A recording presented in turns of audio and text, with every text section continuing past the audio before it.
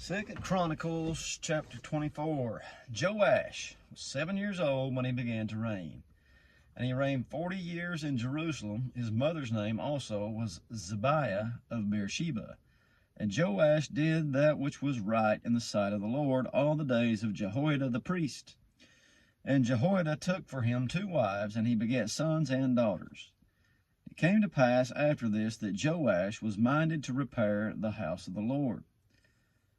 And he gathered together the priests and Levites, and said to them, Go out unto the cities of Judah, and gather of all Israel money to repair the house of your God from year to year. And see that ye hasten the matter, howbeit the Levites hastened it not.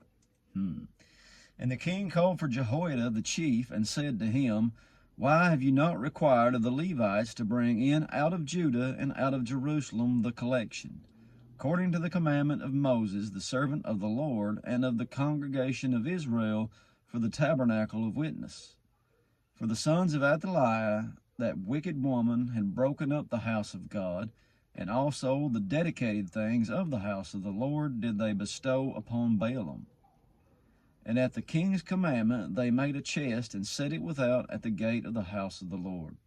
And they made a proclamation through Judah and Jerusalem to bring in to the Lord the collection that Moses the servant of God laid upon Israel in the wilderness. And all the princes and all the people rejoiced, and brought in and cast into the chest until they had made an end. Now it came to pass that at what time the chest was brought into the king's office by the hand of the Levites, and when they saw that there was much money, the king's scribe and the high priest's officer came and emptied the chest, and took it, and carried it to his place again. Thus they did day by day, and gathered money in abundance.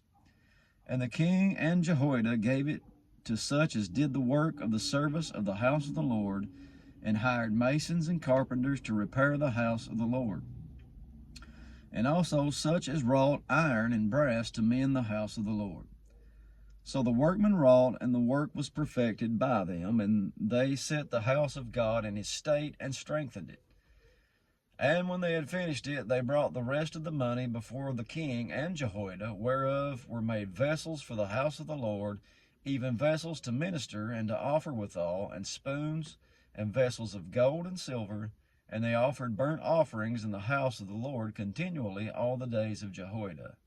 But Jehoiada waxed old, and was full of days when he died.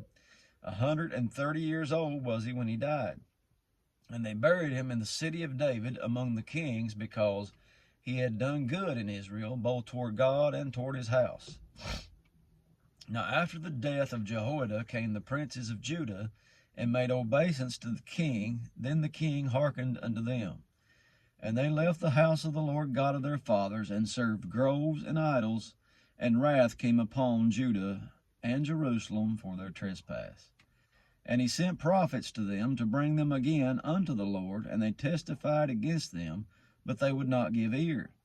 And the Spirit of God came upon Zechariah the son of Jehoiada the priest, which stood above the people, and said unto them, Thus says God, Why transgress ye the commandments of the Lord, that ye cannot prosper? Because you have forsaken the Lord, he has also forsaken you. And they conspired against him, and stoned him with stones at the commandment of the king in the court of the house of the Lord.